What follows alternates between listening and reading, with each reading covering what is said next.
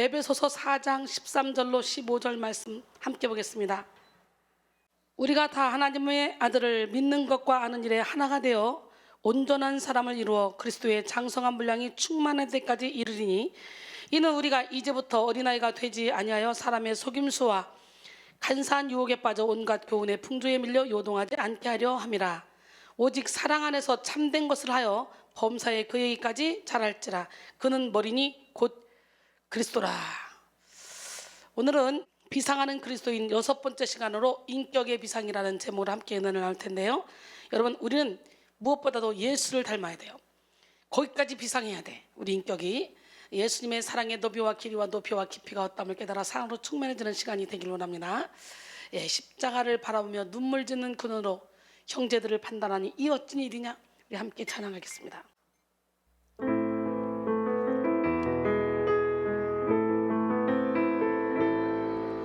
십자가를 바라보며 눈물 짓는 그 눈으로 형제들을 판단하니 그 어찐 일이뇨. 주님을 사랑한다 고백하는 그 입술로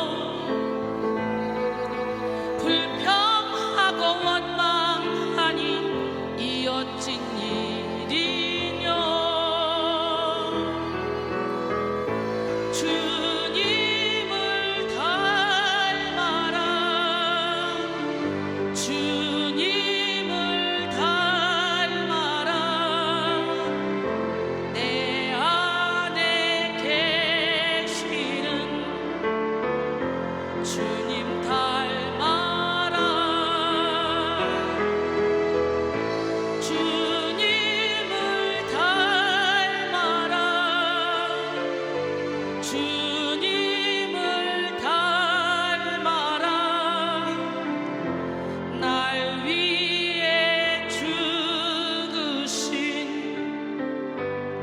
우리 주님을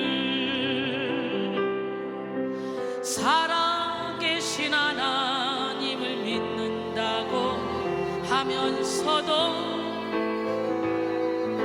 한숨 지며 원망하니 그 어찐 일이뇨. 저 천국을 향하여서 걸어간다 하면서도 제 뜻대로 가려 하니 그 어찐 일이뇨.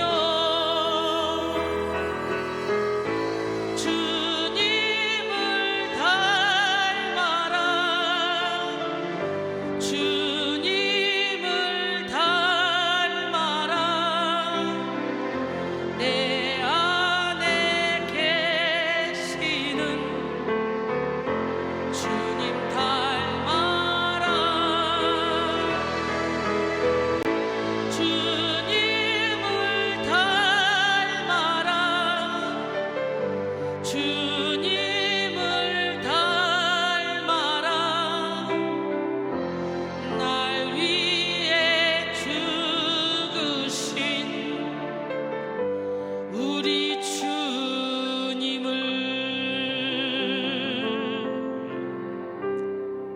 할렐루야. 이번 한 주간은 비상하는 그리스도인이라는 테마로 함께 은혜를 나눴습니다. 첫 번째 시간 예배의 비상으로 은혜를 나눴는데요. 예배의 비상은 예배를 방해하는 악한 영들의 간계를 대적하고 삶으로 하나님을 예배하며 하나님의 뜻을 기뻐하는 것이요, 육체에 속한 그런 마음, 생각을 죽이고 하나님이 주신 사명에 자발적으로 충성을 다하는 것입니다. 예배의 비상으로 하나님을 기쁘시게 하고 하늘의 문 열리는 축복을 받자고 말씀드렸는데요. 우리는 삶이 예배가 돼야 돼요. 두 번째 시간은 권능의 비상으로 박해 속에서도 권능으로 비상한 초대교회 성도들의 모습을 통해 은혜를 나눴습니다. 모두 한 마음 한 뜻이 되어 전심전력으로 기도했고 대주제이신 하나님의 섭리를 인정하며 영적 통찰력을 가지고 기도했습니다. 이 기도를 통해 어떠한 신앙의 위협 속에서도 강력한 성령의 권능으로 비상하자고 말씀을 드렸는데요. 그리고 또 세 번째 시간은 통찰력의 비상이라는 제목으로 말씀을 나눴죠. 하나님은 우리에게 통찰력을 허락하시고 보여지는 대로, 느껴지는 대로, 들리는 대로 보고 느끼고 듣는 인생이 아니라 보이지 않는 것을 소망하게 하시는데요, 우리에게 통찰력을 주신 하나님은 고난, 죽음, 미래를 통해 통찰하신다 그랬어요. 통찰의 비상은 높이 올라가서 하나님의 뜻을 아는 것으로부터 시작되고 하나님의 말씀에 근거할 때 극대화된다 그랬죠. 또 믿음으로 살아갈 때 완성된다고 말씀드렸습니다. 네 번째 시간은 열정의 비상이라는 제목으로 말씀을 나눴는데, 하나님의 능력으로, 하나님의 뜻을 위해, 하나님의 방법으로 열정의 힘을 발휘하는 것이 열정의 비상인데요, 열정을 잃은 성도는 영적으로 병든 성도라고 그랬어요.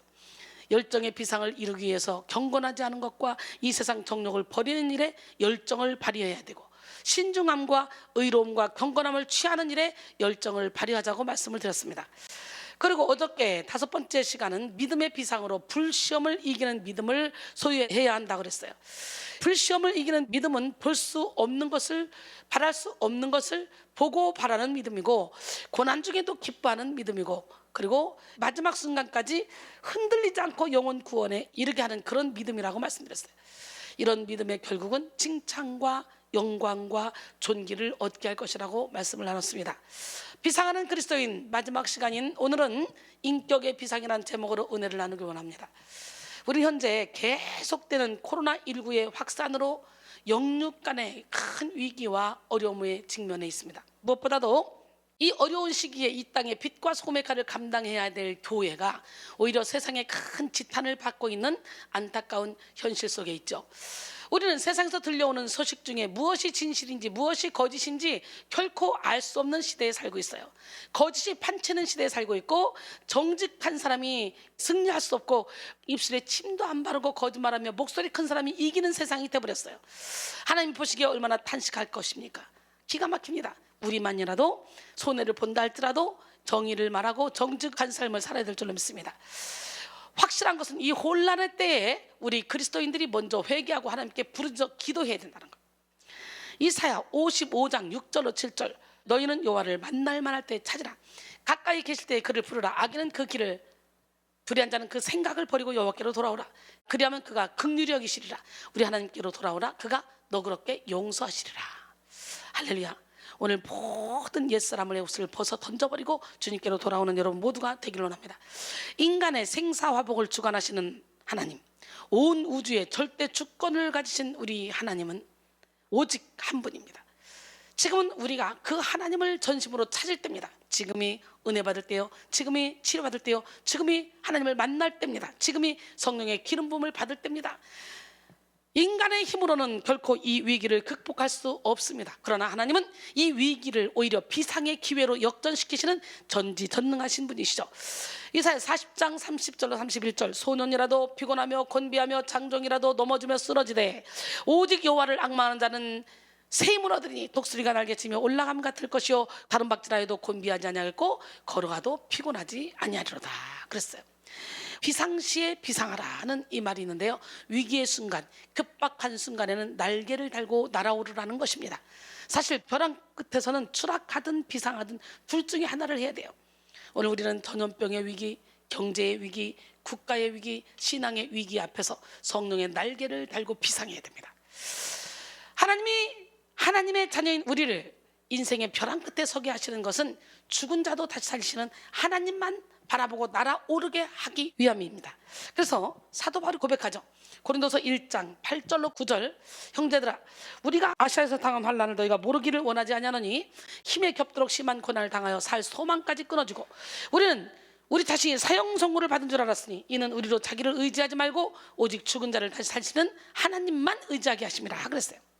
세상이 아무리 어둡고 캄캄해도 오직 예수 그리스도만이 세상의 빛이요 세상의 소망입니다. 예수를 따르는 자는 어둠 가운데 거하지 않는다고 말씀하셨어요. 요한복음 8장 12절에 예수께서 또 말씀하여 이르시되 나는 세상의 빛이니 나를 따르는 자는 어둠에 다니지 아니하고 생명의 빛을 얻으리라. 세상이 그리스도인들을 향해 맹렬히 손가락질하는 이유 중 하나는 여전히 우리 그리스도인에게 기대하는 바가 크기 때문이에요. 그래도 예수 믿는 사람이라면 이렇게 선을 행해야 되지 않을까? 예수 믿는 사람은 나쁜 일 하면 안 되지. 예수 믿는 사람이라면 이런 기대가 있기 때문에 그래요. 열매 맺지 못하는 그리스도인들로 인해서 세상에 지탄을 받고 있는 이 상황 가운데서 설상가상으로 코로나19가 기독교인의 이미지에 더 나쁜 영향을 미친 것이죠. 이런 때 우리는요, 인격의 비상을 이루어서 실추된 한국교회의 명예를 회복해야 돼요. 주님은 우리를 세상의 빛과 소금으로 부르셨습니다. 따라서 우리 그리스도인이 예수의 빛과 소금의 전달자가 돼야 되겠죠. 소망의 전달자가 돼야 되겠죠. 2020년 되기 직전에 하나님, 이번에 표를 뭐를 할까요? 그랬더니 하나님이 세상의 빛과 소금의 역할을 감당하는 빛과 소금이 되자, 이 표를 하라는 거예요. 그래서 그 표를 내놓고 있는데 조금 있다가 바로 세상에 이게 웬일입니까?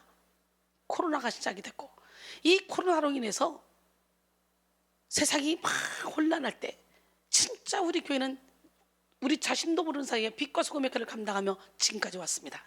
마태복음 5장 13절로 16절 우리가 말씀을 보면, 너희는 세상의 소금이니 소금이 만일 그 맛을 잃으면 무엇으로 짜게 하리요? 후에는 아무 쓸데없어 다만 밖에 버려져 사람에게 밟힐 뿐이라. 너희는 세상의 빛이라. 산 위에 있는 동네가 숨겨지지 못할 것이요 사람이 등불을 켜서 말 아래 두지 아니하고 등경 위에 두라니 이러므로 집안 모든 사람에게 빛이니라. 이같이 너희 빛이 사람 앞에 비치게 하여 그들로 너희 착한 행실을 보고 하늘에 계신 너희 아버지께 영광을 돌리게 하라 그랬어요. 나는 오늘 이 시간에 여러분 모두가 다 빛의 사명, 소금의 사명을 감당하는 기적의 주인공들이 되기를 원합니다. 오늘 온라인으로 이 예배를 함께 드리고 있는 여러분 모두는 예배의 비상, 권능의 비상, 통찰의 비상, 열정의 비상, 믿음의 비상, 그리고 오늘 말씀을 나누는 인격의 비상을 이루어서 이 악하고 배역한 세대를 거슬러 예수의 빛을 전하는 축복의 통로가 되시기를 바랍니다. 기독교가 세상의 지탄을 받는 이때에 무엇보다도 우리 그리스도인들이 갖추어야 될 것이 바로 예수 그리스도를 닮는 인격이에요. 그래서 제가 오늘 설교하기 전에 먼저 주님을 닮아라 함께 찬양했죠. 교회를 다니는 성도는 많지만 정말 예수를 닮은 인격을 가진 그리스도인을 찾기는 쉽지가 않습니다. 바로 이 점이 세상의 지탄 앞에 우리 그리스도인들이 진정으로 반성하고 회개해야 될 부분이기도 합니다. 영의 눈이 열리지 않은 세상 사람들은 그리스도를 보지 못합니다. 그러나 그리스도인은 볼 수가 있습니다. 요셉은 하나님 앞에서의 삶을 살았기 때문에 보디발 장군의 집에서 노예로 있을 때에도, 억울하게 누명 쓰고 감방에 있을 때에도, 애구방 앞에서도 하나님이 함께 하심으로 형통함을 보여줬어요. 그래서 리더자가 되었어요. 예수님은 눈으로 볼 수 없지만 예수 믿는 사람들을 통해 나타나는 거예요.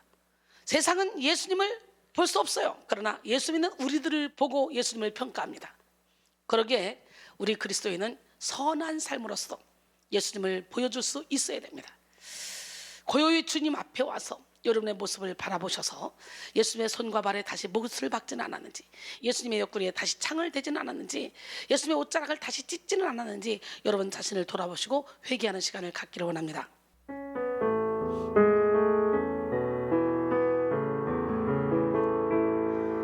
고요히 주님 앞에 와 내 모습 돌아볼 때 순간순간에 그 모든 일이 죄와 허물 뿐입니다. 주님의 손과 발에 다시 못을 박던 이 죄인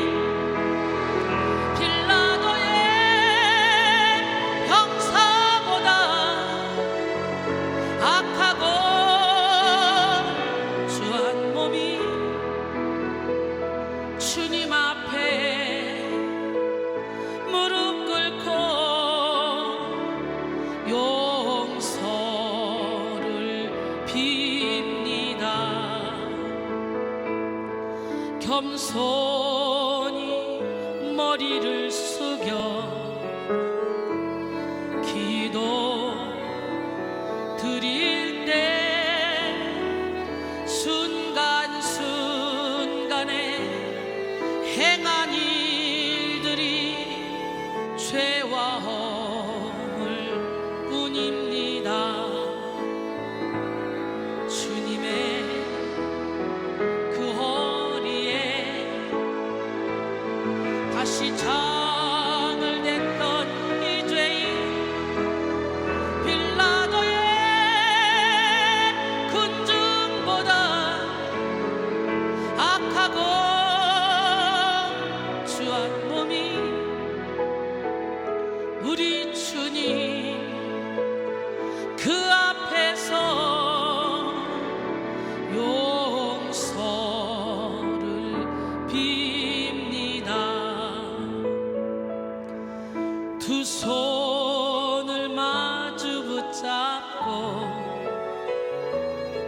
눈을 감으며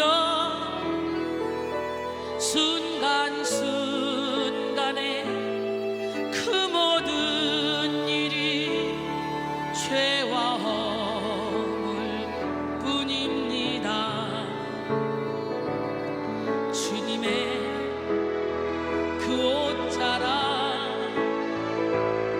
다시 잡아찢던 이 죄인 로마 병정 그보다 더 악하고 주한 몸이 십자가를 바라보며 용서를 빕니다. 십자가를 바라보며 용서를 빕니다. 지금까지 여러분 열매 맺는 삶을 살았습니까? 지금껏 내가 살아온 일이 주를 위한 일이었는지 한번 생각해 보시고, 서기관과 바리새인 같은 믿음은 아니었는지 생각해 보시고 오늘 회개하는 시간을 갖기를 원합니다.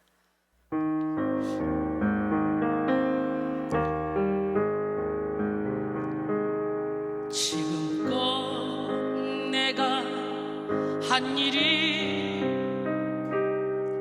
주를 위한 일이었는지, 지나간 세월 돌이켜 주님 앞에 아뢰입니다. 이 한 몸 주를 위하여 목숨 버린다 했으나 주의 영광 뒤로하고 나의 자랑 앞세웠으니 내가 가는 이 길이 주를 위한 것보다 예수 이름을 파는 가룟 유다와 같습니다. 한평생 주를 위하여 변함없이 살겠다던 베드로 같은 믿음이 내게도 있었습니다. 그러나 지금 내 마음속에 허영과 교만만 있고 주님 지신 십자가는 짐이 된다 벗었습니다. 내가 가는 이 길이 주를 위한 것보다 율법을 앞세우는 바리새인과 같습니다. 오늘도 복음을 들고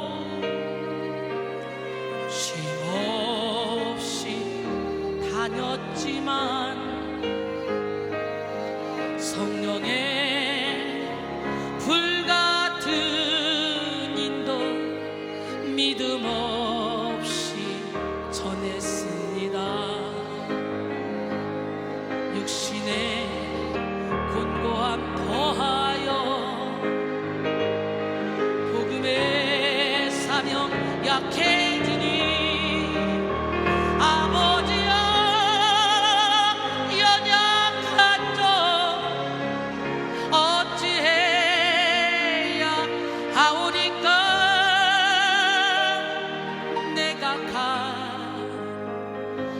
길이 영광의 길이라면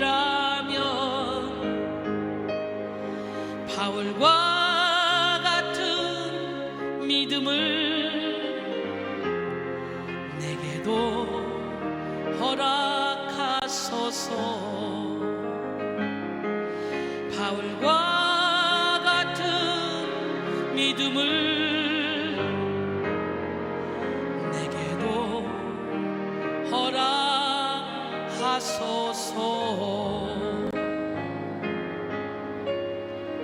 오늘 본문 에베소서는 바울이 옥중에서 쓴 서시입니다. 바울도 한때는 정말 예수님을 박해하는 박해자였지만 빛으로 오신 예수님을 만난 이후에 계속적으로 그의 인격이 다듬어져서 나중에는 나를 본받으라고 할 정도로 이렇게 바뀌었어요. 오늘 우리도 이렇게 변해야 될 줄로 믿습니다. 즉 예수님의 성품으로 변화된 인격을 소유해서 열매 맺는 삶을 살아야 되는데요, 인격의 열매가 없는 신앙은 세상 가운데 주님의 빛을 나타낼 수도 없고 하나님을 기쁘시게 할 수도 없습니다. 열매 맺을 수는 더더구나 없겠죠. 우리는 그리스도인으로서의 정체성을 잊지 말고 당당하고 멋지게 세상을 이기며 환경을 이기며 나 자신을 이기며 살아가야 됩니다. 베드로전서 2장 9절에 보니까 너희는 택하신 족속이요 왕같은 제사장들이요 거룩한 나라요 그의 소유가 된 백성이니 이는 너희를 어두운 데서 불러내어 그의 기이한 빛에 들어가게 하신 이의 아름다운 덕을 선포하게 하려 하심이라 그랬어요. 우리는 복음의 아름다운 덕을 선포하는 자로 부름받았습니다. 복음은 지식의 탁월함이나 말의 아름다움으로 전해지는 것이 아닙니다. 아덴에서 실패한 바울은 고린도에 와서는 이렇게 고백합니다. 고린도전서 2장 1절로 5절. 형제들아, 내가 너희에게 나아가 하나님의 증거를 전할 때에 말과 지혜의 아름다운 것으로 아니하였나니 내가 너희 중에서 예수 그리스도와 그가 십자가에 못 박히신 것 외에는 아무것도 알지 아니하기로 작정하였습니다. 내가 너희 가운데 거할 때에 약하고 두려워하여 심히 떨어노라. 내 말과 내 전도함이 설득력 있는 지혜의 말로 하지 아니하고 다만 성령의 나타나심과 능력으로 하여 너희 믿음이 사람의 지혜에 있지 아니하고 다만 하나님의 능력에 있게 하려 하였노라 그랬어요. 아덴에서는 그 철학자들과 함께 막 자기의 철학을 갖다 놓고 논리적으로 막 따져서 복음을 전했지만 비웃음만 샀고 몇 명밖에 예수를 믿는 사람이 없었어요. 그러나 그 실패로 인해서, 실패는 성공의 어머니라는 것처럼 고린도에 와서는 이제 예수 그리스도의 십자가만 전하겠다는 거예요. 할렐루야! 오직 성령의 능력으로, 성령의 역사심으로 복음의 능력이 나타나는데요, 우리가 잊지 말아야 할 것은 복음을 담은 우리의 성품과 인격에서 예수 그리스도의 향기가 나타나야 된다는 거예요. 우리는 복음을 담는 그릇이에요. 그릇. 우리 안에 성령이 계시되잖아. 고린도서 2장 14절로 16절, 항상 우리를 그리스도 안에서 이기게 하시고 우리로 말미암아 각처에서 그리스도를 아는 냄새를 나타내시는 하나님께 감사하노라. 우리는 구원받는 자들에게나 망하는 자들에게나 하나님 앞에서 그리스도의 향기니 이 사람에게는 사망으로부터 사망에 이르는 냄새요 저 사람에게는 생명으로부터 생명에 이르는 냄새라. 누가 이 일을 감당하리요 그랬어요. 복음은 우리의 영혼을 구제하는 능력이고 우리의 존재 자체를 바꾸고 성품과 인격을 변화시키는 능력입니다. 진정으로 예수 그리스도의 생명을 가진 자는요, 그 성품과 인격이 예수님을 닮아갈 수밖에 없어요. 베드로서 1장 4절로 7절, 이로써 그 보배를 고치기 큰 약속을 우리에게 주사 이 약속으로 말미암아 너희가 정욕 때문에 세상에서 썩어질 것을 피하여 신성한 성품에 참여하는 자가 되게 하려 하셨느니라. 그러므로 너희가 더욱 힘써 너희 믿음의 덕을, 덕의 지식을, 지식의 절제를, 절제의 인내를, 인내의 경건을, 경건의 형제의회를, 형제의회의 사랑을 더하라 그랬어요. 오늘 이 시간 말씀을 통해 여러분 모두가 신성한 성품 예수 그리스도를 닮은 인격으로 변화되어 부패한 이 세상 가운데 예수 그리스도의 향기를 바라며 비상하는 자들이 되기를 원합니다. 인격의 사전적 의미는 사람이 사람으로서 가지는 자격이나 품격입니다. 외모는 화장이나 성형수술, 혹독한 다이어트로 빠르게 변화될 수 있습니다. 그러나 인격은 쉽게 바뀌지 않습니다. 인격은 말솜씨로 위장되지 않고 재능으로 숨겨지지 않습니다. 바른 인격 위에 쌓이지 않는 모든 것은 다 거품일 뿐이에요. 한순간에 사그라들어 버려요. 수많은 유명인들이 한순간에 무너지는 것도 다 인격이 바르지 못했기 때문입니다. 칸트는 인간이 이성을 지니고 도덕 법칙에 따르는 곳에 인간의 본질적인 성격이 있다라고 했으며 이 성격을 인격이라고 했습니다. 인간에게 있어서 인격이란 가장 찬란하게 빛나는 절대적 가치라고 할 수가 있는데요, 동양권에서는 특히 이 인격을 매우 중요시하여 인격이 없다라는 말을 심각한 모독으로 받아들여지죠. 그런데 전 세계 어디서나 인격을 갖추기 전에 인간은 짐승이나 다름없다는 인식을 가지고 있습니다. 무디는 만약 내가 내 인격을 돌본다면 내 명성은 스스로 돌볼 것이다 라고 했습니다. 즉 내가 스스로 나를 높이려고 노력하지 않아도 인격만 바르면 충분히 높임받고 존경받는다는 얘기예요. 사랑하는 성도 여러분, 우리 그리스도인은 무엇보다도 예수 그리스도를 닮은 인격을 소유해야 합니다. 그리스도는 인격의 표준이며 인격의 목표이고 인격의 완성입니다. 오늘 그리스도인들이 인격이 완성이 돼야 돼요. 어떤 완성? 예수 그리스도의 사랑을 담는, 예수님을 담는 인격이 돼야 돼요. 우리가 오직 예수 그리스도를 닮기에 애쓴다면 다른 어떤 인격 수양을 위한 노력을 할 필요가 없어요. 완성된 인격을 소유할 수가 있습니다. 잘 다듬어지지 않은 재료로 아름답고 쓸모있는 도구를 만드는 일은 탁월한 장인만이 할 수 있는 일입니다. C.S. 루이스 이래 최고의 기독교 변증가로 인정받고 있는 레비 제커라이어스는 그의 책 위대한 장인에서 하나님의 디자인에 순종하라, 그러면 그분이 보시기에 1인자가 될 것이다. 진정한 성공은 당신의 인생을 향한 하나님의 디자인을 발견하고 그대로 살아가는 것이다 라고 말합니다. 세상의 그 어떤 장인보다 더 탁월한 창조주 하나님은 지금도 잘 다듬어지지 않은 우리를 아름답고 쓸모있게 만드시는 작업에 집중하고 계십니다. 하나님은 토기장이요, 우린 진흙이에요. 그래서 하나님이 우리를 만드실 때는 다 부시지, 일단은 부드럽게 해야 되잖아. 진흙이, 찰흙이 부드럽게 해야지 원하는 대로 그릇이 만들어지는 것처럼. 특히 당신의 자녀들을 하나님이 쓰실 만한 인격으로 빚으시는 일에 지금도 몰두하고 계십니다. 그래서 우리에게 이런 고난도 허락하는 거예요. 왜 예수 믿는 선교사를 많이 보내는 우리나라가, 이 예수 믿는 사람들이 이렇게 많은 우리나라가 이렇게 백성들로 하여금 예수 믿는 사람들을 이렇게 손가락질하게 만들어 놓으셨습니까? 이것도 다 하나님의 섭리 가운데 있는 거예요. 뭐예요? 우리가 빨리 정신 차리고 회개하고 돌아오라는 거예요. 사랑하는 하나님의 자녀들을 북이스라엘은 어디로? 아수르에게, 유대인들은 바벨론에게 멸망시킨 이유가 뭐예요? 그들을 미워해서? 아니에요. 훈련시키고 단련시키기 위함. 그래서 악한 사람들도 때로는 하나님이 이용하신다는 거지. 그러니까 핍박받는 것을 가지고 막 가슴 졸일 게 아니라 무릎 꿇고 기도해야 되는 거예요. 얼마나 우리가 열매를 맺지 못했으면 세상 사람들이 기독교를 이렇게 박해할까. 사실 그리스도를 닮은 인격을 갖추는 것보다 어려운 작업은 없습니다. 저는 20년 넘게 영성 훈련을 통해 예수님의 제자들을 양성하고 있는데요, 이야, 사람 하나 바뀌는 게 쉽지가 않아요. 10년, 20년 지나도 안 바뀌는 사람이 있고 어느 순간에 싹 바뀌어 있는 사람이 있어요.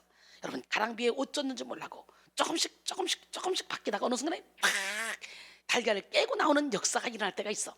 그러니까 오늘 이 시간에 여러분들도 절망하거나 낙심하지 마시고 인격의 열매가 맺힐 때까지 죽으세요, 깨지세요, 부서지세요, 무너지세요, 변화되기를 바랍니다. 빗줄기의 바위페이듯, 아침 한개 눈앞 쌓이듯 나의 약한 믿음 의심 쌓일 때, 과연 내가 될까? 내가 변화될까? 내가 예수 그리스도의 성품에 참여할 수 있을까? 염려될 때 걱정하지 마시고 계속 예배 자리에 오시다 보면 어느 순간에 나도 모르게 쫙 영이 깨어나는 역사가 일어나. 그러면 그때 내가 왜 쓸데없이 어둠의 영에 끌려다니면서 이렇게 자존심 부리면서 이렇게 열등감을 가지고 살았을까? 이렇게 행복한데, 그때 목사님이 말씀하셨던 그 표현이 나를 때리는 표현이 아니라 나를 사랑해서 나를 멋진 작품으로 만들기 위한 책망이었구나. 그때 그 인생 막대기로 사람 특징으로 때리지 않으셨다면 내가 이렇게 변화됐을까? 목사님께 너무 감사하다. 이렇게 바뀌는 거예요.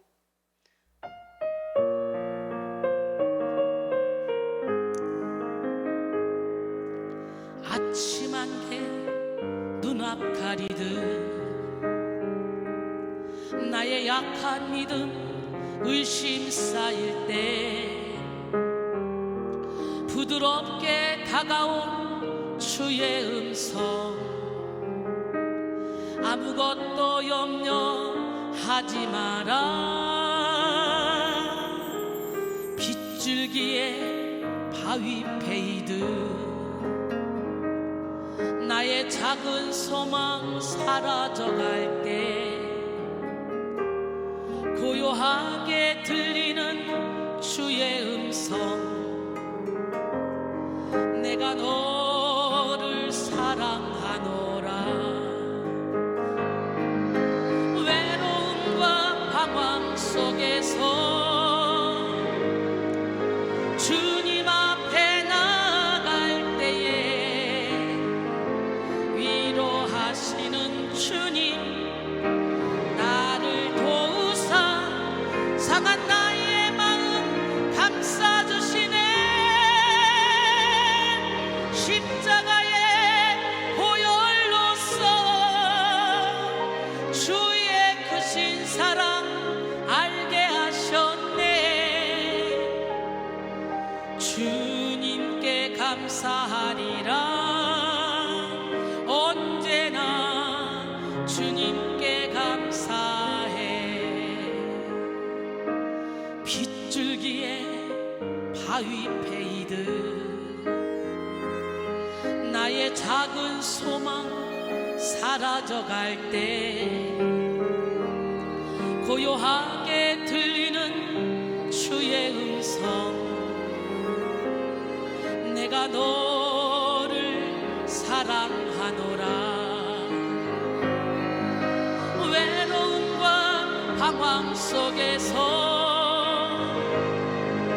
주님 앞에 나갈 때에 위로하시는 주님, 나를 도우사 상한 나의 마음 감싸주시네.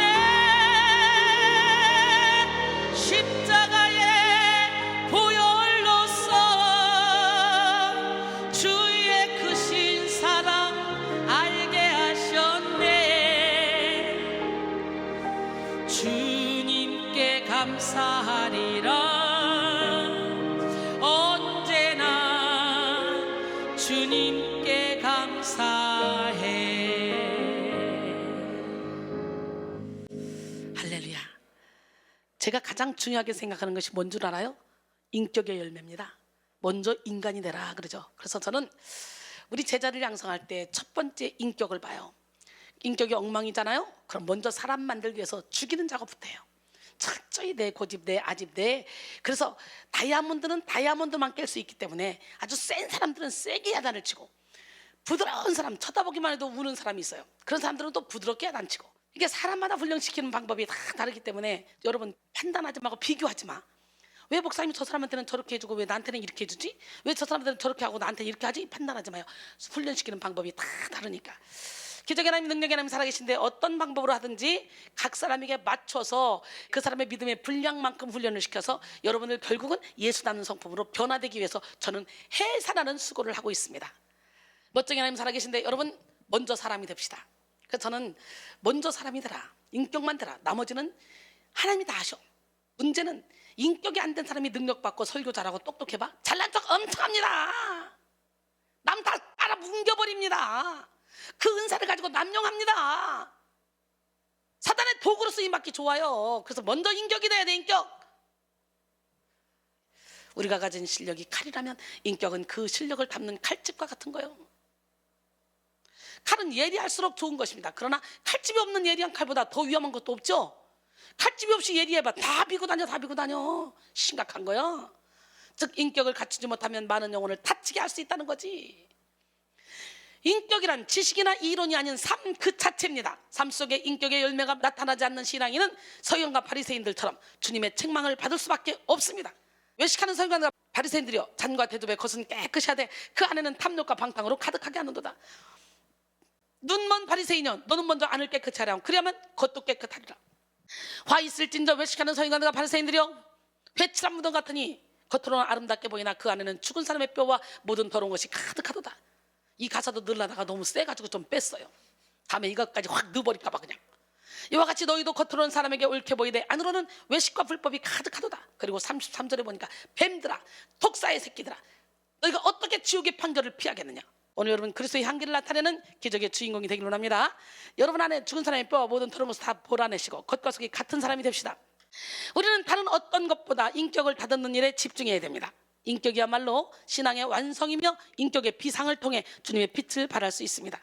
인격의 비상을 이루어 이방 나라에 하나님의 빛을 발했던 구약 성경의 대표적인 인물이 있죠. 바로 다니엘입니다. 다니엘은 포로 신분이었으나 당시 바벨론의 다리오 왕은 그를 수석 총리로 세우고자 했습니다. 이를 시기한 총리들과 고관들이 다니엘을 몰아내고자 음모를 꾸몄죠. 음모. 어떻게든 그의 약점을 찾아 쫓아내려고 했지만 너무너무 완벽하기 때문에 약점을 찾을 수가 없는 거예요. 그래서 계략을 꾸몄어요. 다니엘 6장 3절로 4절, 다니엘은 마음이 민첩하여 총리들과 고관들 위에 뛰어나므로 왕이 그를 세워 전국을 다스리게 하고자 한지라. 이에 총리들과 고관들이 국사에 대하여 다니엘을 고발할 근거를 찾고자 하였으나 아무 근거, 아무 허물도 찾지 못하였으니 이는 그가 충성되어 아무 그릇됨도 없고 아무 허물도 없음이었더라. 여러분, 바로 이 내용이 다니엘의 인격을 입증시켜 줍니다. 그는 한마디로 털어도 먼지가 나지 않는 인격을 소유한 자였어요. 우리 모두 털어도 먼지 나지 않는 인격을 소유합시다. 그러자 총리들과 고관들은 음모를 꾸며 신앙의 문제로 다니엘을 넘어뜨릴 계략을 꾸몄죠. 이들의 계략에 넘어간 다리오 왕은 30일 동안 왕이 아닌 다른 신이나 다른 사람에게 기도하든지 절하면 사자굴에 넣기로 하는 금령을 내렸습니다. 그러나 다니엘은 이 소식에도 조금도 두려워하지 않았어요. 요동하지 않았어요. 다니엘 6장 10절에 보니까 다니엘이 이 조서에 왕의 도장이 찍힌 것을 알고도 자기 집에 돌아가서는 윗방에 올라가 예루살렘을 향한 창문을 열고 전에 하던 대로 하루 3번씩 무릎을 꿇고 기도하며 그의 하나님께 감사했더라. 여러분, 분명히 쟤는 기도 못하게 하면 걸려들 거야. 다른 신에게 절하지 못하게 하면 걸려들 거야. 그랬기 때문에 다니엘이 맨날 거기서 기도하는 걸 알고 있잖아. 그래서 아마 지켜봤을 거란 말이지. 그런데도 다니엘은 전혀 관계없이 똑같이 예루살렘 향해 문을 열어놓고 기도합니다. 우리 같으면 골방에서 안 하는 척하고 기도할 수도 있겠잖아요. 야, 다니엘 멋있죠? 이처럼 다니엘은 세상에 타협하지 않는 성숙한 신앙 인격을 가진 자였습니다. 결국 그는 왕의 금령을 어기고 하나님께 기도했다는 이유로 사자굴 속에 던져지죠. 죽는 거예요. 굶주린 사자굴 속에 던져봐 순식간에 가루가 되는 거지. 이런 위험을 무릅쓰고 죽음을 각오하고 그냥 기도했던 거지. 참 멋지죠. 이렇게요, 위기를 당했을 때 피하는 것이 아니라 부딪힐 때 우리는 기적의 주인공이 되는 거예요. 그의 인격의 열매는 이 다음에 더 빛을 발했죠. 다니엘이 사자굴에 던져졌다는 소식을 들은 다리오 왕의 반응을 한번 볼까요? 다니엘 6장 18절로 20절. 왕이 궁에 돌아가서는 밤이 새도록 금식하고 그 앞에 오락을 그치고 잠자기를 마다하니라. 왕이 특별히 사랑했던 다니엘인데 그 다른 사람들에게 걸려서 어떻게 도장을 찍었는데 알고 보니까 다니엘이 걸려 들어 버린 거야. 계략에 넘어간 거야. 가슴이 아프지만 어쩔 수 없어. 자기가 찍어놓은 거니까. 그러니까 넣긴 넣었지만 너무너무 가슴이 아파. 그러니까 밤이 새도록 오락도 다 그치고 금식하고 잠도 안 자고 그리고 밤이 새도록 기다려본 거야. 다니엘을 하나님이 어떻게 했을까? 이튿날에 왕이 새벽에 일어나 급히 사자굴로 갑니다. 다니엘을 얼마나 사랑했으면. 다니엘이 든 굴에 가까이 이르러서 슬피 소리질러 다니엘에게 묻되 살아계시는 하나님의 종 다니엘아, 내가 항상 섬기는데 하나님이 사자들에게서 너를 능히 구원하셨느냐? 그리고 묻습니다. 다리오 왕도 대단하죠? 그가 얼마나 다니엘을 사랑하고 인정했으면 이처럼 식음을 전폐하고 새벽 일찍 그를 찾아갔을까요? 멋집니다. 왕의 이러한 반응은 그가 평상시에 다니엘의 신앙과 인격의 큰 인상과 감화를 받았다는 증거입니다. 왕은 다니엘이 살아있다는 것을 확인하자마자 살아계신 하나님을 찬양합니다. 다니엘 6장 26절로 27절. 내가 이제 조서를 내려놓으라. 내 나라 관할 아래에 있는 사람들은 다 다니엘의 하나님 앞에서 떨며 두려워할지니 그는 살아계신 하나님이요 영원히 변하지 않으시리시며 그의 나라는 멸망하지 아니할 것이요 그의 권세는 무궁할 것이며 그는 구원도 하시며 건져내기도 하시며 하늘에서든지 땅에서든지 이적과 기사를 행하시는 이로서 다니엘을 구원하여 사자의 입에서 벗어나게 하셨음이라 하였더라. 할렐루야. 믿음이 이기네, 믿음이 이기네, 주 예수를 믿음이 온 세상 이기네. 여러분, 믿음.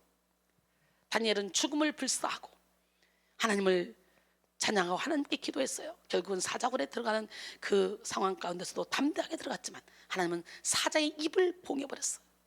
할렐루야. 사랑하는 성도 여러분, 이것이 바로 인격의 힘이며 영향력이죠. 맥체인은 예수 그리스도를 닮는 것보다 탁월한 재능은 없다라고 했는데요. 우리는 이 다니엘과 같이 성숙한 인격으로 이 위기의 시대 가운데 빛을 발해야 됩니다. 로마서 15장 5절로 6절, 이제 인내와 위로의 하나님이 너희로 그리스도 예수를 본받아 서로 뜻이 같게 하여 주사 한 마음과 한 입으로 하나님 곧 우리 주 예수 그리스도의 아버지께 영광을 돌리게 하려 하노라 그랬어요. 오늘 본문의 저자 사도 바울 역시 예수 안에서 변화된 성숙한 인격으로 주님의 빛을 발했던 인물입니다. 사실 그는 예수를 만나기 이전에 누구보다 자아가 세고 교만하며 자기 의에 도취된 신앙이었습니다. 심지어 본인은 누구보다 하나님 앞에 신실하며 충성된 신앙인이라고 자부했습니다. 그러나 다메섹 도상에서 예수 그리스도를 만난 후 그의 착각은 완전히 산산조각이 나고 말았죠. 또한 그는 말씀의 빛을 받아 내면의 깊은 전쟁에 들어가게 되었는데요. 로마서 7장 9절에 보니까 전에 율법을 깨닫지 못했을 때는 내가 살았더니 계명의 이름에 죄는 살아나고 난 죽었다. 그때부터 자기 안에 두 가지 법이 싸우는 걸 보죠. 그래서 로마서 7장에서는 그의 치열한 영적 전쟁의 내용이 구체적으로 기록되어 있어요. 여러분이 막 기도하다가 영적 전쟁이 들어가는 것 같다면 로마서 7장을 열심히 보시기 바랍니다. 그리고 로마서 7장으로 넘어가기 직전까지 자꾸 이 로마서 7장에서 깨지고 부서지고 무너지기를 원합니다. 그래서 로마서 6장에서 죄의 법을 다스리는 하나님, 그 하나님을 만나셔서 여러분 모든 죄를 십자가에 못 박으시고 로마서 8장으로 돌아가서 진정으로 멋쟁이 하나님, 기적의 하나님, 그 능력의 하나님을 체험하는 시간이 되기를 원합니다. 참 사도 바울은 이렇게 로마서 7장에서 막 탄식하며 고통스러워하는 것을 우리가 볼 수가 있습니다. 로마서 7장 21절 이하에 보면은 이제 그리스도의 법을 따라가고 싶은 자기에게 두 가지 법이 있는 걸 알게 돼요. 그래서 생명의 성령의 법이 죄와 사망의 법에서 자기를 해방시킨 것을 깨닫기 전에 이런 치열한 전쟁이 있었다는 거지. 그토록 자신을 신뢰하던 그는 말씀의 빛을 깨달은 후에 철저히 자기 자신에 대해서 절망하기에 이르렀습니다. 우리도 이렇게 절망해봐야 로마서 8장으로 건너갈 수가 있는 거예요. 철저히 나 자신에 대해서 절망해야. 로마서 7장 21절 24절, 그러므로 내가 한 법을 깨달았는지 곧 선을 행하기 원하는 나에게 악이 함께 있는 것이로다. 내 속사람으로는 하나님의 법을 즐거워하되 내 지체 속에서 한 다른 법이 내 마음의 법과 싸워 내 지체 속에 있는 죄의 법으로 나를 사로잡는 것을 보는도다. 오라, 나는 곤고한 사람이로다. 이 사망의 몸에서 누가 나를 건져내랴. 자신에 대해 절망한 그는 이제 철저히 날마다 죽는 삶을 결단하죠. 고린도전서 15장 31절에 형제들아, 내가 그리스도 예수 우리 주 안에서 가진 바 너희에 대한 나의 자랑을 두고 단언하노니 나는 날마다 죽노라.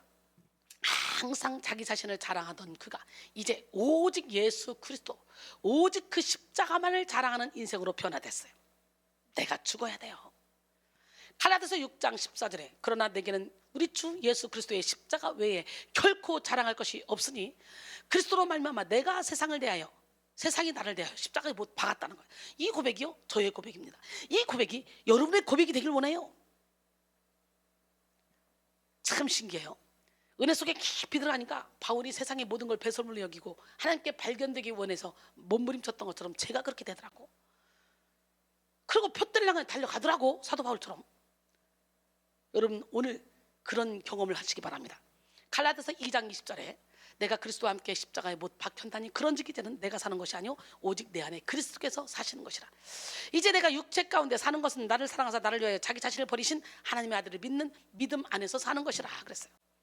이렇게 철저히 나는 죽고 예수로 사는 삶을 고백하게 된 바울은 그의 사역 가운데 놀라운 인격의 열매를 나타내죠. 그는 이제 자신을 위해 살지 않고 오직 복음을 위해, 영혼을 위해 올인하며 살아갑니다. 세상과 타협하지도 않습니다. 갈라디아서 4장 19절에 나의 자녀들아, 너희 속에 그리스도의 형상을 이루기까지 다시 너희를 위하여 해산하는 수고를 하노니. 멋지지 않습니까?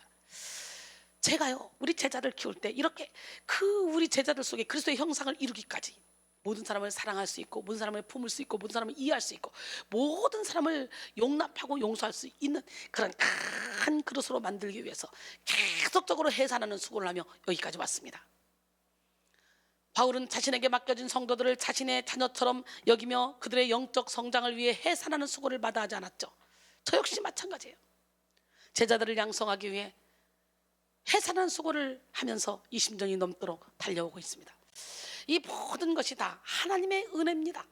또한 사도 바울은 그의 사역 가운데 수많은 오해와 또 시기로 인한 모함도 많이 받았어요.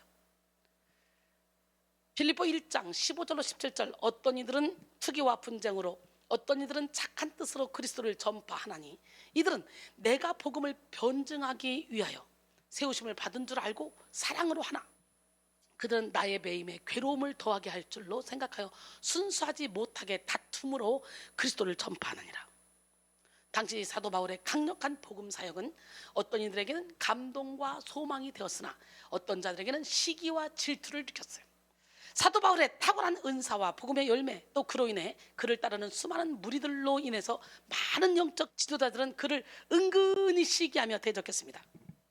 오늘날에도 이렇게 영적인 일만 하려고 하면 시기 질투하는 사람들이 있죠. 참으로 안타까운 일입니다. 은근히 시기하며 대적한 이 영적 지도자들은 바울이 복음을 전하다가 감옥에 갇히자 투기와 분쟁의 마음으로 더 열심히 복음을 전파했어. 아마 그때 바울을 시기하는 무리들은 바울이 감옥에 갇힌 것 보니까 그가 죄를 지었나 봐 라는 거짓 소문이 돌고 혹은 하나님이 바울을 버리고 이제는 우리를 사용할 거야 라는 착각을 했는지도 모릅니다. 바울 입장에서는 외적으로 감옥에 갇혀 있고 내적으로 자신의 동료 영적 지도자들에게 모함을 받는 이 상황이 그의 마음에 충분히 상처를 줄 수 있었습니다. 그러나 바울은 조금 더 상처받지 않고 오히려 이렇게 고백합니다. 빌립보 1장 18절 그러나 무엇이냐 거칠애로 하나 참으로 하나 무슨 방도로 하든지 전파되는 것은 그리스도니 이로써 나는 기뻐하고 또한 기뻐하리라. 그러니까 너희들이 나를 욕하든 뭐하든 네가 그리스도의 복음을 증거하면 나는 기뻐할 거야. 엄청나게 성숙한 그리스도인이죠. 이렇게 성숙한 인격의 열매를 맺고 있는 사도 바울 멋지잖아요. 성숙한 인격으로 변화된 바울은 결코 애매한 고난 속에 억울해하거나 낙심하지 않았습니다. 오히려 큰 기쁨으로 맡겨진 사명에만 집중했습니다. 그리고 아무리 많은 일을 감당해도 결코 자기의 의를 세우지 않았어요. 고린도전서 15장 10절에 그러나 내가 나된 것은 하나님의 은혜로 된 것이니 내게 주신 그의 은혜가 헛되지 아니하여 내가 모든 사도보다 더 많이 수고하였으나 내가 한 것이 아니요 오직 나와 함께 하신 하나님의 은혜로라. 여러분 저 역시 마찬가지예요. 저를 통해 일하시는 하나님 그 하나님이 은혜를 주셨기 때문에 가능한 거지 저는 아무것도 할 수 없어요. 그러니까 우리 사랑하는 사역자들 모두가 다 모든 영광을 오로지 하나님께만 돌리기를 원합니다. 그럴 때 하나님은 더 큰 능력을 행할 수 있는 권세를 주실 줄 믿습니다. 근데요 이렇게 멋지게 고백했던 사도 바울도 한때는 자기 의에 가득 차서 1차 전도여행 때 중도 하차했던 마가를 2차 전도여행 때 다시 데리고 가자는 바나바와 심한 의견 충돌을 일으키고 싸웠어요. 그 일로 인해서 각자 다른 동력자를 데리고 전도여행을 떠나죠. 바울은 실라를 데리고 바나바는 마가를 데리고. 그때만 해도 이 사도 바울이 아직 인격의 성숙이 이루어지지 못한 거야. 그러니까 이 과정이 있어 과정. 사도행전 15장 37절로 40절 바나바는 마가라는 요한도 데리고 가고자 하나 바울은 밤빌리아에서 자기들을 떠나 함께 일하러 가지 아니한 자를 데리고 가는 것이 옳지 않다 하여 서로 심히 다투어 피차 갈라서니 바나바는 마가를 데리고 배 타고 구브로로 가고 바울은 실라를 택한 후에 형제들에게 주의 은혜에 부탁함을 받고 떠났다는 거예요. 아직까지는 용서하고 포용하기보다는 일에 대한 추진에 조금 더 초점이 맞춰진 바울의 모습이죠. 일을 하는데 방해가 됐다는 거야. 인간에 대한 포용력과 용납의 그릇이 넉넉하지 못했던 바울이었지만 그가 후에 인격의 비상을 이루어서 디모데에게 이렇게 편지합니다. 디모데후서 4장 11절에 누가만 나와 함께 있느니라. 지금 옥중에서 편지를 쓰는 거예요. 내가 올 때에 마가를 데리고 오라. 그가 나의 일에 유익하니라. 할렐루야. 마가를 유익하다고 하네. 마가를 옆에 두기를 원해. 이제 인격의 성숙을 이루어서 사랑의 크기, 용납의 크기를 키운 것이죠. 바울은 진정으로 인격의 비상을 이룬 롤모델입니다. 그는 자신 있게 이렇게 고백합니다. 고린도전서 11장 1절에 내가 그리스도를 본받는 자가 된 것 같이 너희는 나를 본받는 자가 되라. 한때는 죄인 중에 괴수라고 탄식했던 사람이 멋지지 않습니까? 우리 인격의 성숙을 이루어야 돼. 인격의 비상을 이루어야 돼. 여러분 모두가 인격의 비상을 이루어 사도 바울처럼 자신 있게 나를 본받는 자가 되라고 고백할 수 있는 성숙한 자들이 되기를 바랍니다. 본래 우리는요 마귀적인 인격을 가지고 태어났어요. 본질상 진노의 자녀로 태어났고 우리는요 마귀의 자녀로 태어났어요. 죄 중에 태어났어요. 그래서 우리 안에는 노력하지 않아도 거짓의 속성, 악독의 속성, 원망의 속성, 분노의 속성이 가득 채워져 있습니다. 마음 7장 21절로 23절, 속에서 곧 사람의 마음에서 나오는 것은 악한 생각 곧 음란, 도둑질, 살인, 간음, 탐욕, 악독, 속임, 문방, 질투, 비방, 교만, 우매함이니 이 모든 악한 것이 다 속에서 나서 사람을 더럽힌다 그랬어요. 인격의 비상은 예수 그리스도를 믿음으로 마귀의 속성을 걷어내고 예수 그리스도를 닮아가는 과정입니다. 그렇게 인격의 비상은 한순간에 이루어지는 것이 아니에요. 나무가 자라 열매를 맺기 위해서는 땅에 뿌리가 박히고 줄기가 자라고 가지가 자라는 충분한 시간이 필요하듯이 인격의 비상 역시 우리의 영혼이 예수 그리스도의 사랑의 뿌리가 박히고 터가 굳어지는 시간이 필요합니다. 그러므로 우리는 인내의 훈련을 통해 인격을 만들어 가야 됩니다. 너희가 여러 가지 시험을 당하거든 온전히 기쁘게 여기라. 이는 너희 믿음의 시련이 인내를 만들어낸 줄 너희가 알미라. 인내를 온전히 이루라. 이는 너희로 완전하고 구비하여 조금도 부족함이 없게 하려 함이라. 야고보서 1장 2절로 4절 말씀이죠. 야고보서 3장 16절로 19절 보면 그의 영광의 풍성함을 따라 그의 성령으로 말미암아 너희 속사람을 능력으로 강건하게 하시오며 믿음으로 말미암아 그리스도께서 너희 마음에 계시게 하셨고 너희가 사랑 가운데서 뿌리가 박히고 터가 굳어져서 능히 모든 성도와 함께 지식에 넘치는 그리스도의 사랑을 알고 그 너비와 길이와 높이와 깊이가 어떠함을 깨달아 하나님의 모든 충만하신 것으로 너희에게 충만하게 하시기를 구하노라. 할렐루야. 여러분, 인내의 훈련 없이 인격의 변화는 이루어지지 않습니다. 예수님께 뿌리 내립시다. 예수님의 사랑으로 가득 채워지는 시간이 되길 원합니다. 하나님은 오래 참는 시간을 통해 우리 내면의 숨은 죄를 다 드러내시고 깨닫지 못했던 죄와 직면하게 하시며 온전한 회개를 통해 인격의 비상을 이루게 하십니다. 그러므로 우리는 인격의 변화를 목적으로 두고 진리 안에서 인내해야 될 줄로 믿습니다. 오늘 본문은 인격의 비상을 이룬 사도 바울의 권면입니다. 그는 교회 안에서 성도가 그리스도의 장성한 분량까지 성장할 것을 이야기합니다. 오늘 본문에서 크게 대조를 이루는 키워드 2개가 나오죠. 그것은 바로 온전한 사람과 어린 아이입니다. 온전한 사람이란 영적으로 성숙한 인격을 가진 자를 의미하고 어린아이란 영적으로 미성숙한 인격을 가진 자를 의미하죠. 그렇다면 이제 인격의 비상을 이룬 사도 바울의 권면을 살펴보며 우리 모두가 성숙한 인격의 소유자들이 되기를 바랍니다. 예수 그리스도를 성숙한 인격의 목표로 삼아야 돼요. 어떤 선장이 승객들에게 다음과 같은 방송을 했습니다. 신사숙녀 여러분, 나쁜 소식이 있습니다. 바다에서 길을 잃고 엉뚱한 곳에 도착했습니다. 하지만 좋은 소식도 있습니다. 이 배의 운행 역사상 가장 빠른 속도로 왔습니다. 잘못 갔는데 빠른 속도로 가면 어떻게 되는 거예요? 여러분, 이 선장이 배를 운행한 모습이 마치 우리의 인생과 같지 않아요? 많은 사람들이 날마다 분주하고 바쁘게 살아가. 분명한 목표 없이 허망한 삶을 막 살아갑니다. 그리스도인들도 마찬가지예요. 열심히 교회 출석은 하고 열심히 충성과 봉사는 하고 헌신도 하고 열심히 신앙생활 하는데 하나님이 기뻐하시는 일에 초점을 맞추지 못하는 성도들이 너무도 많이 있어요.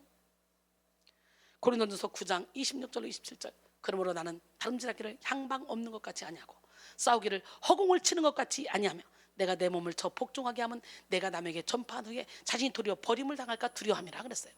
하나님의 소원은 당신의 자녀들이 당신의 형상을 담는 것이죠. 즉 우리의 인격이 예수 그리스도를 담는 성숙한 인격으로 성장하는 것입니다. 오늘 본문에서 사도 바울은 우리 신앙인들이 가져야 될 신앙의 목표, 영적 성숙의 목표에 대해 정확히 가르쳐줍니다. 바울은 이 목표를 2가지로 표현했는데요. 하나는 온전한 사람이고 또 이것을 보충해주는 그리스도의 장성한 분량에 충만한이라는 표현입니다. 에베소 4장 13절, 우리가 다 하나님의 아들을 믿는 것과 아는 일에 하나가 되어 온전한 사람을 이루어 그리스도의 장성한 분량이 충만한 데까지 이르리니. 먼저 온전한에 해당하는 원어 텔레이오는 완전히 자란, 성숙한이라는 뜻을 지닙니다. 또 그리스도의 장성한 분량이 충만한을 원어로 해석하면 그리스도의 충만함에 귀속되는 성숙함의 분량에까지인데요. 이는 그리스도가 지니고 있는 완전한 충만, 즉 하나님의 충만 그 자체를 의미합니다. 이것이 바로 우리 그리스도인들이 도달해야 될 성숙의 목표, 인격의 목표입니다. 그리스도인이란 문자 그대로 그리스도를 닮아가는 사람이죠. 로마서 8장 29절에 하나님이 미리 하신 자들을 또한 그 아들의 형상을 본받게 하기 위하여 미리 정하셨으니 이는 그로 많은 형제 중에서 맏아들이 되게 하려 하심이니라 그랬어요. 우리 그리스도인은 이방 종교들처럼 인간 스스로의 구원을 이루기 위한 해탈을 추구하지 않습니다. 오히려 나를 부인하고 나를 비우고 하나님의 형상인 그리스도를 닮아가는 사람들이죠. 우리가 기억할 것은 세상이 추구하는 성숙과 신앙 안에서의 성숙은 완전히 다르다는 것입니다. 세상에서는 무엇이든 스스로 잘 해내는 독립적인 사람을 성숙한 사람이라고 하죠. 그러나 신앙 안에서는 이런 독립심을 가지면 가질수록 미성숙한 사람이라고 합니다. 신앙의 성숙은 내 스스로의 연약함을 인정하고 전적으로 예수 그리스도를 의지하는 것입니다. 요한복음 15장 5절에 나는 포도나무요 너희는 가지라. 그가 내 안에 내가 그 안에 거하면 사람이 열매를 많이 맺나니 나를 떠나서는 너희가 아무것도 할 수 없음이라 그랬어요. 신앙이 성숙한 사람일수록 주님을 떠나 아무것도 할 수 없다는 고백을 절실히 하게 됩니다. 그래서 성숙한 신앙인은 날마다 자기를 부인하며 오직 예수 그리스도를 주인으로 모시고 살아갑니다.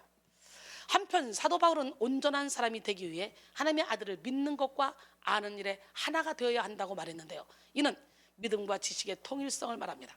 바른 믿음은 바른 지식으로부터 세워지는데요. 바울이 말하는 하나님의 아들을 아는 일은 단순한 지식을 의미하지 않습니다. 아는 일에 해당하는 에피그노세우스는 본질적이며 철저한 지식을 뜻합니다. 이 지식은 지혜와 계시의 영을 통해서만 얻어지는 본질적인 지식입니다. 에베소 1장 17절에 우리 주 예수 그리스도의 하나님 영광의 아버지께서 지혜와 계시의 영을 너희에게 주사 하나님을 알게 하시고 그랬어요.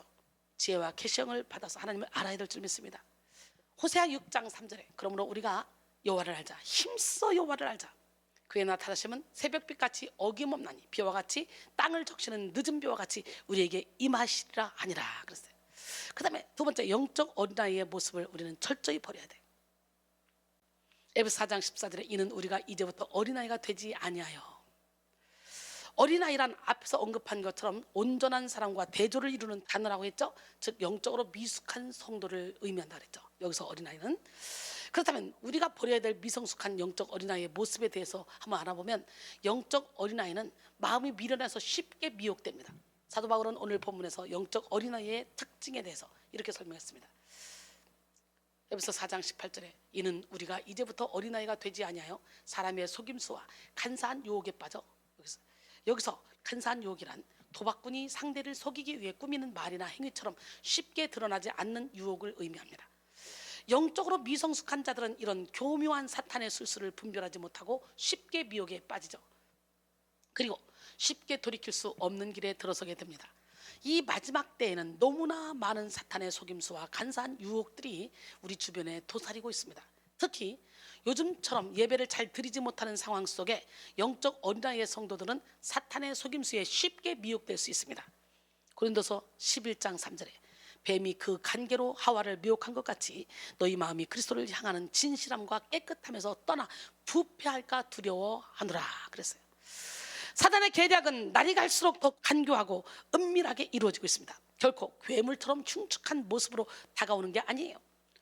광명의 천사로 다가와. 그러기에 우리는 더욱더 성숙한 영성을 소유해서 우리를 미혹하는 악한 영들을 민감하게 분별하고 대적해야 됩니다.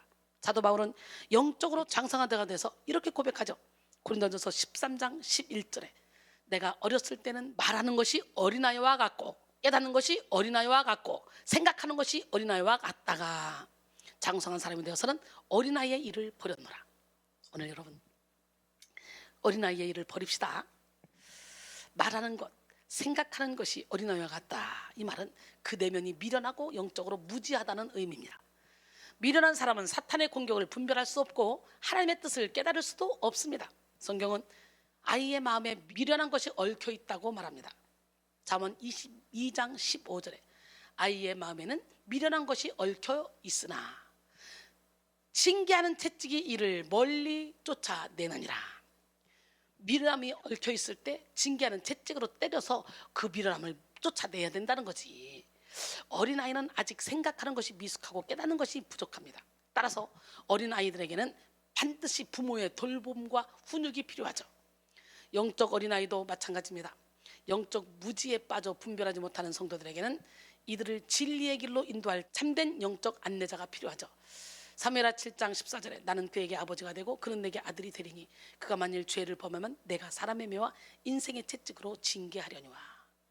잠언 10장 21절에 의인의 입술은 여러 사람을 교육하나 미련한 자는 지식이 없어 죽느니라 그랬어요. 하나님은 부족한 종을 세워서 수많은 영적 자녀들을 양육하며 훈련하게 하셨습니다.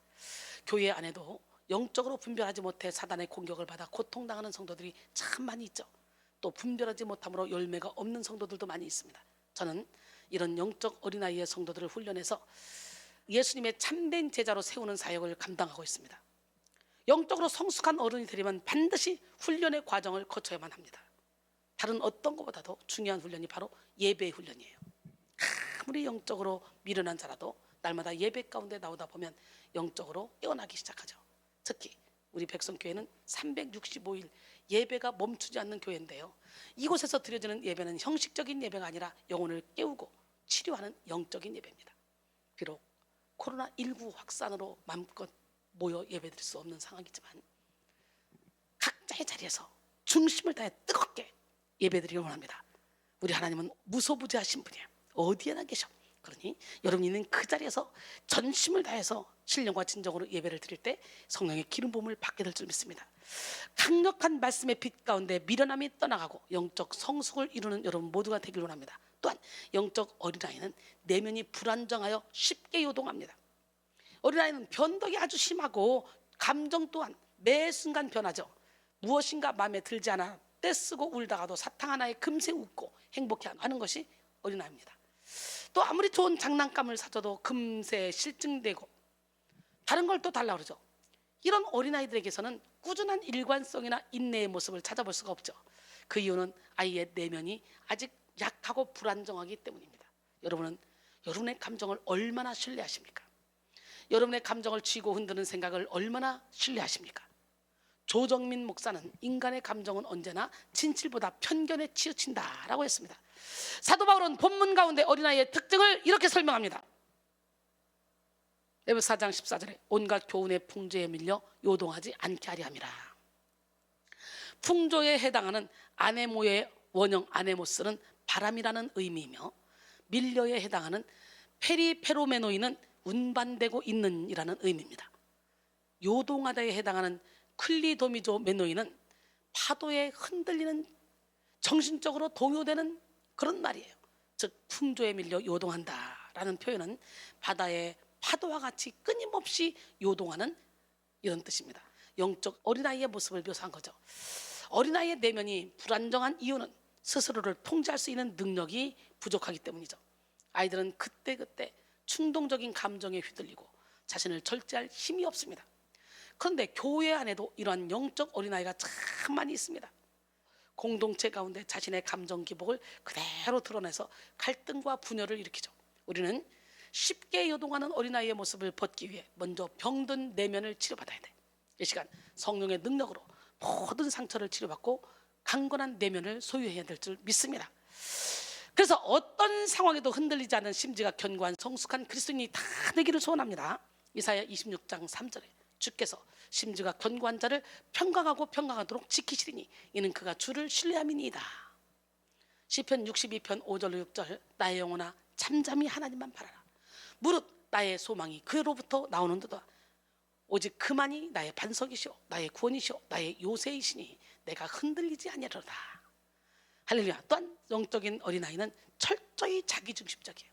그러니까 여러분들이 아직도 이기적이고 자기중심적이라면 나는 영적인 갓난아기다. 목사라도 장로라도 권사라도 이기적이면 나는 갓난아기라는 걸 알아야 돼. 그 시인해야 돼. 어린아이는 생각과 마음이 좁고 제한적입니다. 철저히 자기밖에 모르는 것이 어린아이의 특징입니다. 어린아이는 상대의 입장이나 감정을 헤아릴 수 있는 능력이 없어요. 그저 내 감정과 욕구에 충실할 뿐이죠. 그런데 교회 안에도 이런 영적 어린아이의 수준에 머무르는 성도들이 참 많이 있습니다. 하나님의 영광을 위한다고 말하지만 사실은 자기의 영광과 유익을 위해 신앙생활을 하죠. 주를 위해 헌신한다고 하지만 사람의 인정을 구하고 보상을 바라는 자들이 바로 영적 어린아이입니다. 주의 일을 하다가 시시때때로 섭섭한 마음이 들고 시험에 빠진다면 그것이 바로 영적으로 미숙하다는 증거입니다. 여전히 하나님이 아닌 나 자신에게 초점이 맞춰져 있기 때문에 마음에 갈등이 일어나는 것입니다. 영적으로 성숙하기 위해 우리는 반드시 나라는 우상을 십자가에 못 박아야 됩니다. 사도 바울은 고린도전서에서 영적 어린아이에 대해 아직도 육신에 속한 자라고 말하죠. 고린도전서 3장 1절로 3절, 형제들아, 내가 신령한 자들을 대함과 같이 너에게 말할 수가 없어서 육신에 속한 자, 곧 그리스도 안에서 어린아이들을 대함과 같이 하노라. 내가 너희를 젖으로 먹이고 밥으로 아니하였노니 이는 너희가 감당하지 못하였으므로거니와 지금도 못하리라. 너희는 아직도 육신에 속한 자로다. 너희 가운데 시기와 분쟁이 있으니 어찌 육신에 속하여 사람을 따라 행함이 아니려. 그랬어요. 바울은 영적 어린아이를 일컬어 아직도 육신에 속한 자라고 정의하면서 시기와 분쟁의 이야기를 했는데요, 그리스도인이 죄를 짓는 근본적인 이유는 아직도 자기 중심성을 가지고 있기 때문에, 자신의 주인이 아직 자신이기 때문에 자기 중심적으로 행동할 수밖에 없는 거죠. 이는 하나님의 뜻에 철저히 복종하지 못하게 되는 이유입니다. 자기 중심적인 마음을 버리지 못한다면 아직 하나님의 사람이 아닙니다. 우리는 철저히 자아를 버리고 하나님께 순종해야 돼요. 그럴 때 어린아이의 일을 버릴 수가 있습니다. 여러분, 시기와 질투, 다툼, 이거는요 위로부터 내려온 것이 아니에요. 땅의 것이요, 정욕의 것이요, 귀신의 것이라고 야고보서 3장 14절은 말하죠. 시기 질투를 십자가에 못 박읍시다. 어린아이의 일을 십자가에 못 박읍시다. 당시 고린도 교인들 안에는 시기와 분쟁의 문제가 많이 있었어요. 서로 받은 은사를 시기하고 경쟁하고 또 당파를 만들어 분쟁을 일으키기도 했습니다. 심지어 자신들의 취향에 따라 바울파, 아볼로파, 게바파, 그리스도파 이렇게 파를 만들기까지 했어요. 고린도전서 3장 4절로 5절, 어떤 이는 말하되 나는 바울에게라 하고 다른 이는 나는 아볼로에게라 하니 너희가 육의 사람이 아니리요. 그런즉 아볼로는 무엇이며 바울은 무엇이냐? 그들은 주께서 각각 주신 대로 너희로 하여금 믿게 한 사역자들이니라. 그랬어요. 혹시 여러분 안에도 이런 육적인 모습이 남아있지 않습니까? 저 사람은 내 스타일 아니야, 저 사람은 내 스타일이네 하면서 마음으로 판단하고 있지는 않습니까? 바울은 계속 고백하죠. 고린도전서 3장 6절로 9절, 나는 심었고 아볼로는 물을 주었으되 오직 자라나게 하시는 이는 누구야? 하나님. 오직 하나님께서 자라나게 하셨나니 그런즉 심는 이나 물 주는 이는 아무것도 아니로되 오직 자라나게 하시는 이는 하나님뿐이니라. 심는 이와 물 주는 이는 한 가지이나 각각 자기가 일한 대로 자기의 상을 받으리라. 우리는 하나님의 동력자들이요 너희는 하나님의 밭이요 하나님의 집이니라 그랬어요. 할렐루야. 성숙한 사람은 나와 정말 맞지 않는 사람과도 하나가 되어 소통하며 함께 하나님의 일을 이루어갑니다. 저는 모든 사람과 소통이 돼요. 하나님의 은혜예요. 하나님의 뜻은 모든 사람과 더불어 거룩함과 화평함을 이루는 것입니다. 히브리서 12장 14절에 모든 사람과 더불어 화평함과 거룩함을 따르라. 이것이 없이는 아무도 주를 보지 못하리라 그랬어요. 이 시간 함께 은혜 받고 있는 우리 백성인들, 우리 영혼의 샘 선교센터 회원들, 전 세계에서 유튜브로 은혜 받고 있는 여러분 모두가 철저히 자기 중심적인 모습을 벗고 모든 사람과 더불어 거룩함과 화평함을 따르는 기적의 주인공들이 되기를 원합니다. 그 다음에 사랑의 사람이 되어 그리스도를 증거해야 됩니다. 예수 그리스도는 사랑 그 본체가 되시죠. 아까도 얘기했지만 에베소 3장 18절로 19절, 우리는 예수님의 사랑의 너비와 길이와 높이와 깊이가 무엇인지 깨달아 그 사랑으로 충만해져야 돼요. 사랑은 율법의 또 완성이죠. 율법의 완성. 로마서 13장 8절로 10절, 피차 사랑의 빛 외에는 아무에게든지 아무 빛도 지지 말라. 남을 사랑한 자는 율법을 다 이루었느니라. 간음하지 말라, 살인하지 말라, 도둑질하지 말라, 탐내지 말라 한 것과 그 외에 다른 계명이 있을지라도 내 이웃을 내 자신과 같이 사랑하라는 하신 말씀, 그 말씀 가운데 다 들었느니라. 사랑은 이웃에게 악을 행하지 아니하나니 그러므로 사랑은 율법의 완성이니라. 그러니까 아직도 내 남편도 내 아내도 내 시부모도 내 신우도 아직도 내가 내 이웃도 사랑하지 못한다면 아직 여러분 멀었어. 오늘 예수님의 사랑의 너비와 길이와 높이와 깊이가 땀을 깨달아 사랑으로 충만해지길 원합니다.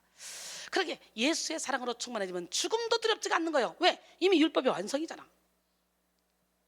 저절로 율법을 완성시킬 수 있잖아. 고린도전서 15장 55절로 58절, 사망아 너희 승리가 어디 있느냐. 사망아 내가 쏘는 것이 어디 있느냐. 사망이 쏘는 건 죄요 죄의 권능은 율법이라. 우리 주 예수 그리스도로 말미암아 우리에게 승리를 주시는 하나님께 감사하노니 그러므로 내 사랑하는 형제들아 견실하며 흔들리지 말고 항상 주의 일에 더욱 힘쓰는 자들이 되라. 이는 너희 수고가 주 안에서 헛되지 않은 줄 알미라 그랬어요. 우리가 도달해야 될 영적 성숙의 목표, 인격의 목표는 그리스도라고 했는데요. 즉 사랑의 사람이 되는 것이 우리 신앙의 최종 목표입니다. 사랑의 사람이 될 때 우리는 저절로 그리스도를 증거하는 인생을 살게 됩니다. 에베소 4장 15절에 오직 사랑 안에서 참된 것을 하여 범사에 그에게까지 자랄지라 그는 머리니 곧 그리스도라 그랬어요. 참된 것을 하여 여기에 해당하는 알레디온테스는 진리를 말하다라는 뜻의 알레디오의 현재 분사인데요. 즉 이 부분을 원어로 직역하면 사랑 안에서 참된 것을 말하며입니다. 우리는 참된 진리를 말하며 전해야 하는 사명을 가진 자들이죠. 그런데 이 복음의 진리는 반드시 어디서 이루어져? 사랑 안에서 이루어져야 돼요. 진리와 사랑은 결코 떨어질 수 없는 상호 보완적 관계입니다. 사랑이 없는 진리는 삭막하고 능력이 없으며 진리가 없는 사랑은 연약하며 일시적입니다. 따라서 우리는 오직 그리스도의 사랑으로 충만함을 덧입어 매 순간 우리의 삶 속에 그리스도를 증거하는 삶을 살아야 됩니다. 9살 된 소녀 레이첼 백위드는 유치원 때 자진해서 자기 머리카락을 잘랐어요. 머리가 빠진 소아암 환자들을 위해 가발을 만드는 자선단체에 기부하기 위해서였습니다. 하루는 아프리카 곳곳에 어린아이들이 물을 마음껏 마시지 못한다는 이야기를 교회 목사님께 들었고, 체리티 워터라는 비영리 단체를 통해서 교회에서 물이 필요한 사람들에게 깨끗한 물을 공급하려고 모금 운동을 주도한다는 것을 알았습니다. 그래서 레이첼은 다가올 자신의 생일에 선물 대신 체리티 워터 사이트에 있는 자신의 기부금 계정에 $2씩 기부해달라고 사람들에게 부탁을 했습니다.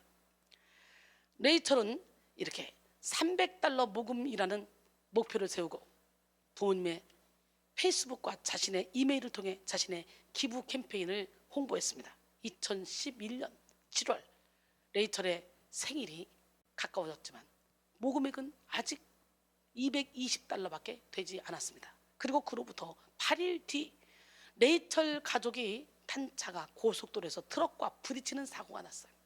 이 사고로 다른 가족들은 모두 무사했는데 레이첼만 크게 다쳤어요. 이후 레이첼의 이야기를 들은 시애틀 지역의 수백 명의 사람들이 체리티 워터 사이트에 기부를 했습니다. 하루 만에 모금액이 $300를 초과했고 인터넷을 통해 레이첼의 이야기는 세계로 퍼졌습니다. 수천 명이 기부에 동참했고 어린아이들도 자신들의 저금통을 뜯어서 기부에 참여했습니다. 이윽고 $47,000가 넘게 모였어요. 그때 중태에 빠진 레이첼은 숨을 거두었습니다. 이후 2011년이 저물 무렵 레이첼 계정의 모금액은 $120만 되었고 이 돈은 레이첼이 소망대로 모두 물을 만드는 데 쓰였습니다. 에티오피아의 143개의 마을에 우물이 생겼고 37,000명이 깨끗한 물을 마시게 되었습니다. 인격의 열매를 맺은 사람이야. 이건 어려서부터 그리스도의 장성한 분량이 충만한 데 이르는 성숙한 인격은 결국 사랑의 열매로서 나타납니다. 사랑. 요한일서 4장 7절로 8절 사랑하는 자들아 우리가 서로 사랑하자. 사랑은 하나님께 속한 것이니 사랑하는 자마다 하나님으로부터 나서 하나님을 알고 사랑하지 아니하는 자는 하나님을 알지 못하나니 이는 하나님은 사랑이심이라. 요한일서 3장 14절에 우리는 형제를 사랑함으로 사망에서 옮겨 생명으로 들어간 줄을 알거니와 사랑하지 아니하는 자는 사망에 머물러 있느니라 그랬어요. 고린도전서 13장 13절도 보니까 그런즉 믿음, 소망, 사랑 이 세 가지는 항상 있을 것인데 그 중에 제일은 사랑이라 그랬죠. 벵겔은 사랑만이 그리스도인들로 하여금 하나님을 닮게 한다라고 말합니다. 하나님의 가장 본질적인 속성이 바로 사랑이기 때문이죠. 하나님을 향한 사랑이 하나님을 향한 믿음을 만들고 소망을 만듭니다. 로마서 5장 5절로 8절에 보니까 소망이 우리를 부끄럽게 하지 아니함은 우리에게 주신 성령으로 말미암아 하나님의 사랑이 우리 마음에 부은 바 됨이니 우리가 아직 연약할 때에 기약대로 그리스도께서 경건하지 않은 자를 위하여 죽으셨도다. 의인을 위하여 죽는 자가 쉽지 않고 선인을 위하여 용감히 죽는 자가 혹 있거니와 우리가 아직 죄인 되었을 때에 그리스도께서 우리를 위하여 죽으심으로 하나님께서 우리에 대한 자기의 사랑을 확증하셨느니라 그랬어요. 하나님의 가장 큰 관심은 영혼에 있습니다. 우리의 인격이 성숙해질수록 영혼 사랑에 올인하게 됩니다. 여러분이 영혼 사랑에 올인하고 있다면 여러분의 인격이 엄청나게 성숙해진 거죠. 우리는 사랑으로 나타나는 성숙한 인격을 소유하여 많은 영혼의 열매를 맺어야 합니다. 요한복음 15장 8절. 너희가 열매를 많이 맺으면 내 아버지께서 영광을 받으실 것이요 너희는 내 제자가 되리라. 미숙한 사람은 자신의 시간, 물질, 노력을 온통 자기를 위해 사용하느라 바쁩니다. 그러나 성숙한 사람은 하나님 나라를 위해, 영혼을 살리는 일을 위해 자신의 전부를 다 쏟아붓습니다. 나는 우리 영세민들, 백성인들이 이렇게 영혼 살리는 일을 위해, 하나님 나라를 위해, 하나님 나라 확장을 위해 막 자신의 전부를 다 쏟아붓는 자들이 많이 생겼으면 좋겠어요. 사랑으로 영혼 살리는 일에 집중하는 만큼 또한 우리의 영혼은 더욱더 예수 그리스도를 닮아갈 것입니다. 오늘 본문의 결론입니다. 오늘 본문 에베소 4장 15절. 범사에 그에게까지 자랄지라 그는 머리니 곧 그리스도라. 이 에베소서는 사도 바울이 옥중에서 쓴 서신이에요. 기가 막히죠? 그러니까 환경이 문제가 아니에요. 내 마음이 문제지. 사도 바울은 이 구절을 통해 다시금 신앙의 성장 목표가 완전하신 그리스도라는 사실을 강조합니다. 성도는 성숙한 인격을 가진 그 어느 누구가 아니라 완전하신 그리스도를 롤모델로 삼아서 닮아가야 합니다. 또한 그리스도를 닮아감에 있어서도 어느 한 부분이 아닌 전체적이어야 하는데, 범사에 해당하는 타판타는 모든 분야에서 모든 면에서라는 뜻입니다. 즉 성도는 자신의 성품, 인격, 행위 등 모든 면에서 성장의 최종 목표를 예수 그리스도께 둬야 됩니다. 이런 자세를 가진 자만이 참된 그리스도인이라고 할 수가 있습니다. 결론적으로 오늘은 비상하는 그리스도인 테마 마지막 시간이죠. 인격의 비상이라는 제목으로 함께 은혜를 나눴어요. 무엇보다도 우리 인격이 변화돼야 돼. 인격만 변화되면 하나님이 그 사람을 통해 일하셔. 능력이 나가. 인격이 개판인데 막 능력이 나가? 이건 악한 영이 주는 능력이야. 착각하지 마셔. 먼저 인간이 돼야 돼. 현재 우리는 기독교가 세상에 지탄을 받는 위기의 때를 지나고 있습니다. 이때에 우리는 무엇보다도 예수 그리스도를 닮은 인격의 열매를 나타내어 세상의 빛과 소금의 칼을 감당해야 됩니다. 오늘 본문의 저자 사도 바울이 바로 예수 안에서 변화된 성숙한 인격으로 주님의 빛을 발했던 인물이죠. 우리는 인격의 비상을 이룬 사도 바울의 권면을 통해 성숙한 인격을 갖는 비결을 배워왔죠. 지금 예수 그리스도를 성숙한 인격의 목표로 삼고 영적 어린아이의 모습을 철저히 버려야 된다 그랬죠. 영적 어린아이는 마음이 미련하여 쉽게 미혹되고 내면이 불안정하여 쉽게 요동하며 철저히 자기 중심적이라고 했어요. 이 시간 이런 어린아이의 모습을 벗어버리고 단단한 음식을 먹을 수 있는 영혼을 소유하기를 원합니다. 그리고 마지막으로 사랑의 사람이 되어서 그리스도를 증거해야 된다 그랬죠. 사랑하는 성도 여러분, 지금은 인격의 비상을 이룰 때입니다. 이 시간 함께 은혜를 받고 있는 백성인들, 영세민들, 또 온라인 예배를 드리고 있는 시청자 여러분 모두가 예수의 성품을 닮은 인격의 비상을 이루시기를 바랍니다. 그래서 이 위기의 때, 환난의 때에 오히려 더 많은 영혼들을 주께로 인도하는 축복의 통로가 되기를 주님의 이름으로 축원합니다. 아멘. 잔과 대접의 것은 깨끗이 하되 함께 찬양하며 우리 기도하는 시간을 갖기를 원합니다.